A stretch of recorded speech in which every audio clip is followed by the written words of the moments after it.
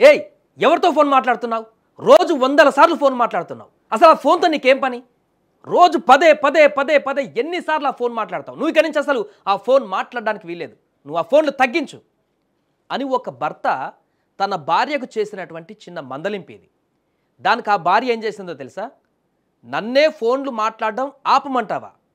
నేను ఫోన్లు మాట్లాడుతుంటే వద్దంటావా? దానికి రియాక్షన్గా భార్య చేసినటువంటి పనేంటో తెలుసా?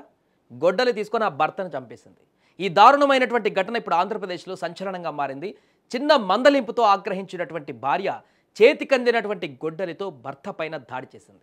అల్లూరి సీతారామరాజు జిల్లా చింతపల్లి మండలంలోని మేడూరు గ్రామంలో జరిగింది ఈ దారుణ ఘటన.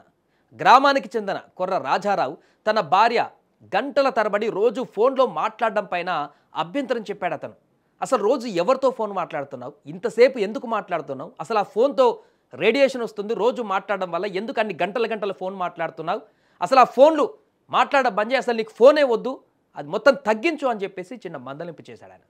ఫోన్లో మాట్లాడడం తగ్గించాలని ఆ భార్యను చేసినటువంటి ఈ యొక్క మందలింపు, ఈ విషయంలో ఇద్దరి మధ్య తీవ్ర వివాదం నెలకొంది. భార్యాభర్తల మధ్య మాట పెరగడంతో రాజారావు భార్య ఆగ్రహంతో ఊగిపోయింది. ఇంట్లోని గొడ్డలి తీసుకొని రాజారావు పైనే ఏకంగా దాడి చేసింది.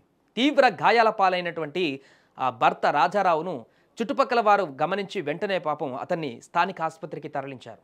అక్కడి నుంచి విశాఖపట్నంలోని కేజీహెచ్కు కూడా తరలించారు.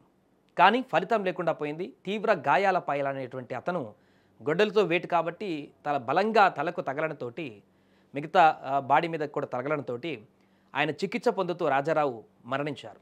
ఇక ఈ ఘటనపైన కేసు నమోదు చేసుకున్నటువంటి పోలీసులు రాజారావు భార్యను ఇప్పుడు అదుపులోకి తీసుకొని విచారిస్తున్నారు. అయితే ఈ ఊహించని పరిణామంతో ఆ చుట్టుపక్కల ఉన్నటువంటి వారందరూ కూడా ఒక్కసారిగా షాక్కు గురయ్యారు. ఫోన్ను మాట్లాడవద్దని చెప్పేసి భర్త మందలిస్తే ఇంత దారుణానికి ఒక భార్య తెగబడుతుందా?